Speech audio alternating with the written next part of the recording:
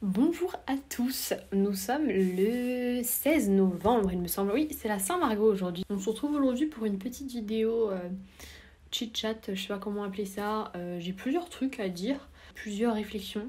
On commence par le positif ou le négatif? Le positif, parce que généralement je commence par le négatif, on va commencer par le positif. Je viens de passer ma colle de géographie qui s'est plutôt bien passée. Pour rappel, une colle, c'est une interrogation orale. En fonction des matières, on a le sujet plus ou moins longtemps à l'avance ou pas. Donc pour le moment, j'ai déjà passé ma colle de philosophie qui s'était plutôt bien passée. J'avais eu 10 sur 20. Hein. Et on avait le sujet peut-être 5 jours avant. Ensuite, j'ai passé ma colle d'anglais. En anglais, c'était juste une espèce de petit entretien avec la prof pour qu'elle puisse évaluer notre niveau d'anglais, donc ça s'est bien passé. Ensuite, j'ai eu ma colle d'espagnol la semaine dernière, je vais en parler, de l'espagnol. Et ensuite, je viens d'avoir ma colle de géographie, à l'instant, là, il y a 1 heure. Et la semaine prochaine, j'ai ma colle de français. J'aurai le sujet ce week-end, donc j'aurai 4-5 jours pour préparer ma colle. Et enfin, j'aurai ma colle d'histoire qui est la seule vraie colle entre guillemets, parce qu'en fait l'école c'est censé nous préparer aux examens oraux du concours de l'ENS ou d'autres oraux qu'on pourrait passer pour les concours. Et donc là en histoire ils nous donnent le sujet 1 heure à l'avance, on a 1 heure pour le préparer et ensuite on doit parler pendant 20 minutes. Ça me terrifie absolument. C'est dans 2 semaines, j'ai encore 2 semaines pour me préparer psychologiquement et apprendre mon cours. Enfin bon, donc là la colle de géo que je viens de passer, j'ai eu le sujet hier, donc on avait, c'était ma première colle avec un délai si court de préparation. Normalement je crois qu'on est censé préparer nos colles de géo en 1h30, mais moi j'ai passé bien plus d'1h30 sur ma colle. J'ai dû y passer 8 heures peut-être. C'est énorme. Le sujet c'était des territoires transformés par le tourisme. Sachant que nous, en cours, on voit les villes en France. Donc ça n'a pas nécessairement à voir avec le cours qu'on fait nous. On est censé trouver les informations dans un livre que le prof nous a demandé d'acquérir. Livre qu'on est censé avoir fiché et lu en entier. Ce qui n'était pas mon cas, bien sûr, mais ce qui est le cas de très peu d'élèves, hein, je pense. J'ai éteint à 00h30. J'ai mis mon réveil à 7h30 pour avoir 7 heures de sommeil. Sachant que je commençais à 9h. Donc en gros, j'aurais eu une petite heure de travail avant de partir. Et finalement, je me suis réveillée à 6h parce que mon petit cerveau, il s'est dit « Mais Margot, comment peux-tu dormir sereinement quand tu n'as pas fini ta colle ?» Donc je me suis réveillée, je me suis dit « On va pas essayer de se rendormir. » Et finalement, je regrette pas d'avoir passé plus de temps dessus parce que j'étais vraiment pas satisfaite du résultat que j'avais produit. Et finalement, ça s'est bien passé. Enfin, je sais pas trop... il nous a pas donné nos notes. Il a dit que c'était encourageant. J'espère avoir 13. Je sais pas trop en fait, mais voilà. Donc plutôt cool. Là ça va, en plus je suis pas trop fatiguée parce que je me suis dit mais avec 5h30 de sommeil je vais mourir parce que moi il me faut genre 8h30 de sommeil pour être bien. Ce matin c'était très très dur, mais là c'est bon, là je suis réveillée. Donc voilà pour le point positif. Ensuite passons au négatif des pensées du jour et des pensées de la semaine en fait. Je vous avoue qu'en plus, enfin vraiment, on ressent vraiment comment la fatigue impacte notre morale parce que là j'étais fatiguée ce matin et penser à ma vie et tout, j'avais envie de pleurer. Mais étonnamment, en parlant de pleurer, j'ai pas pleuré depuis super longtemps. Il y en a plein en prépa qui me disent oui je pleure tous les soirs et tout, c'est vrai en fait, pas parce qu'ils sont tristes mais parce que y a la pression, il y a la fatigue. Et moi je pense que j'ai pas pleuré parce que j'arrive bien à gérer mon sommeil en prépa, c'est très important. Mais là, la preuve en est que j'avais moins de sommeil, j'avais pas assez et on m'aurait dit un truc, j'aurais pleuré parce que je doute énormément, pas de mes capacités ou ma place en prépa, mais je doute de mon choix, je doute de mon orientation, je doute de mon futur. Donc en soi, moi quand on me demande est-ce que j'aime la prépa, ouais pour le moment ça va, genre j'aime. Mais en fait, c'est quand je suis en cours, notamment en cours de français, en cours d'anglais, en cours d'espagnol, ça m'intéresse pas. Je me dis, qu'est-ce que je fais là? Et ça me rend triste aussi parce que je me dis, moi, l'anglais et l'espagnol, j'adore. Enfin, j'adore les langues étrangères. Et avant, quand on me demandait pourquoi tu vas en prépa, avant d'avoir commencé la prépa, je disais que j'allais en prépa parce que j'aime la philo, j'aime l'histoire, la géographie, j'aime les langues, pas nécessairement le français, mais sinon j'aimais tout le reste.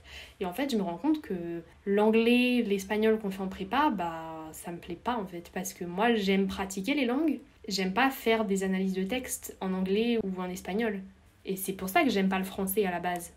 Sauf que là, c'est ça, mais dans 2 autres matières. Donc ça me fait un quota horaire de 5 heures de français, 4 heures d'anglais et 2, voire même 4 heures d'espagnol puisque j'ai l'option. Donc ça me fait environ 13 heures de cours que je n'aime pas.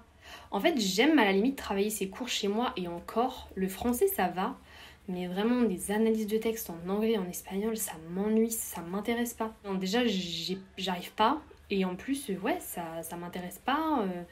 Et donc je doute, là ce matin en plus j'ai commencé par l'espagnol, donc en plus avec la fatigue en plus je me disais mais qu'est-ce que je fais là? Est-ce que j'ai fait le bon choix d'être en prépa? Parce que 13 heures de cours qui nous plaisent pas dans la semaine c'est énorme quoi. Ça veut dire que j'ai la moitié des cours en fait qui me plaît pas. Dans les cours qui me plaisent, on a la géographie 2 heures, histoire 5 heures, philosophie 4 heures, culture antique, au grec, grec c'est tranquillou quoi. Ouais donc en fait j'ai autant de cours que je n'aime pas que de cours que j'aime. Et j'ai pas envie de faire quelque chose d'autre. Enfin, j'adore être à l'internat, j'ai pas envie de partir. Et cette réflexion me pousse à vous parler d'un autre sujet. Le fait que il y a une fille de l'internat qui est en Cagne à Henri IV, donc en 2e année, qui vient d'abandonner la prépa. Et en fait, ça m'a grave mis un coup de mou. Bon, déjà, on est toujours triste un peu parce que c'est nos amis de couloir qui partent, quoi. Et surtout, ça me met un coup dans le sens où apparemment il y a genre 1 mois, elle disait qu'elle serait prête à cuber, c'est-à-dire à faire une 3e année si elle n'avait pas les concours. Et là, à cause de la pression, elle abandonne. Et je me dis en fait, si c'est pour abandonner en cours de route, à quoi bon m'acharner à faire des cours et tout, alors que finalement je vais finir à la fac, parce que c'est quand même une grande majorité des préparationnaires littéraires qui vont à la fac. Et donc on se dit pourquoi s'embêter pendant 2 ans à faire une prépa, ne pas avoir de vie sociale, etc. Même si j'exagère, j'ai une vie sociale, mais c'est difficile. Alors que je pourrais aller à la fac, parce que de toute façon je vais finir à la fac. Sauf qu'après, encore une fois, ça revient à la discussion. Oui, mais donc si j'abandonne la prépa, où est-ce que je vais? Dans quelle fac? Moi là, je me suis inscrite à Paris 4, donc Sorbonne Université, en licence lettres, édition, médias audiovisuels, parce que c'est ce qui prépare le mieux aux études de communication. Donc, ça veut dire qu'il faut que je passe par une fac de lettres que je n'aime pas. Donc en fait c'est truc pas sur truc, ça rien ne va, c'est pas possible. Voilà la petite réflexion du jour et de la semaine. Donc là ça fait 1 semaine et demie qu'on a repris les cours après les vacances de la Toussaint. Et le rythme est assez intense parce qu'en fait on n'a que 6 semaines entre les 2 vacances, dont 2 semaines de concours blanc. Ça veut dire qu'on a que 4 semaines de cours et après examen. C'est extrêmement peu. Ça veut dire qu'il faut assimiler les connaissances très très vite, se remettre au rythme très très vite après les vacances. Là je me dis, il nous reste déjà 2 semaines et demie examen, alors qu'on vient de reprendre. C'est un truc de malade. Il faut mettre les cours au propre, il faut assimiler les connaissances, il faut ficher des cours. C'est tellement dense comme travail. Mais j'aime en fait, j'aime la stimulation intellectuelle, mais c'est vrai que c'est quand je suis en classe, mais surtout anglais et espagnol. Là le français encore ça va. Mais là, anglais-espagnol, mais j'en ai marre, quoi. J'aime pas, ça me saoule.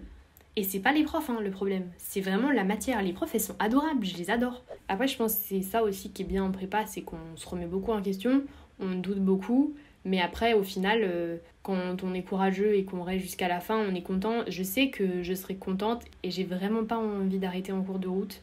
Et parfois, quand je me dis je vais arrêter, ça me saoule, je me dis non, Margot, si t'as des raisons pour lesquelles tu t'es dit tu vas au bout de ton hippocagne au moins, tu vas au bout de ton hippocagne. En plus, il y a aussi une personne dans la classe, ça fait 1 semaine qu'elle est pas là et on pense qu'elle va arrêter la prépa.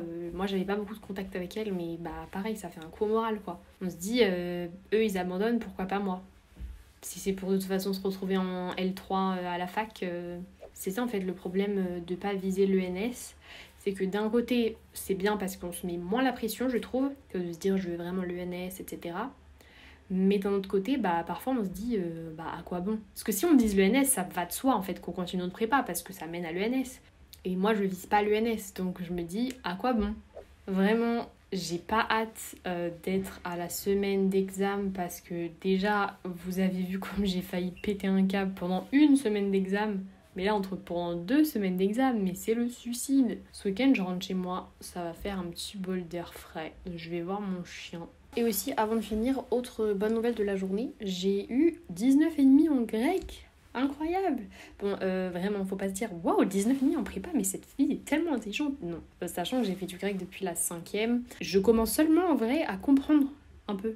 En fait, parce qu'avant, je m'investissais pas assez, parce qu'on s'investissait pas trop dans la grammaire, plutôt dans la civilisation. Au collège en terminale, c'était trop bien le grec. Et là, bah, on fait que de la grammaire. Et j'ai eu 19,5, je crois que j'ai eu la meilleure note. Après, vraiment, aucun mérite de ma part. Ça fait quand même genre 7 ans que je fais du grec, alors qu'il y en a qui ont commencé il y a un mois. Donc bon, voilà. Mais je suis contente de moi. Donc voilà, je me suis dit qu'il fallait que je donne cette bonne nouvelle. Ah oui, et aussi, en fait, j'ai eu plein de notes aujourd'hui. Aussi, en espagnol, j'ai eu 11. On devait faire une introduction de commentaires. Et elle m'a dit, mais ça m'étonne tellement pas, elle m'a dit: attention, c'est un commentaire de texte littéraire, vous partez trop dans la civilisation. No way. Parce que j'aime pas la littérature, moi j'aime la civilisation. C'est pour ça que j'essaie de raccrocher les morceaux, de m'accrocher à ce que j'aime. Mais apparemment c'était pas ce qu'il fallait faire, mais je m'en doutais, mais de toute façon je ne savais pas quoi rendre. Alors il y a un moment j'ai bien dû écrire quelque chose, et donc j'ai eu 11. En soi ça va, sachant qu'en espagnol pour le moment j'ai eu 17 à une éval, mais c'est pas une éval de littérature. Hein. Non, j'ai eu 17 à une éval, c'était genre sur la langue elle-même, donc j'avais bien appris mon cours et tout. Et j'ai eu 16 à ma colle, je crois. Je sais pas comment j'ai fait, mais j'ai eu 16. Donc là, j'ai eu 11. Bon, c'est pas grave, c'est très bien vis-à-vis des autres notes. Ça veut dire que pendant le concours blanc, on va encore avoir une épreuve et une vraie épreuve d'anglais et une épreuve d'espagnol. J'ai pas envie. Et il devrait faire une prépa qu'avec des sciences humaines. Moi, ce que j'aime, c'est quand il y a du rapport avec l'humain, de la géographie, de l'histoire, de la philo. Là, c'est trop abstrait, la littérature. Non. Quel est l'intérêt? Non. J'espère que mes petites pensées étaient intéressantes et vous éclairent un petit peu sur ce qu'est la prépa. Voilà. Bon bah bisous, bonne journée ou bonne soirée ou bonne nuit. On se dit à très bientôt.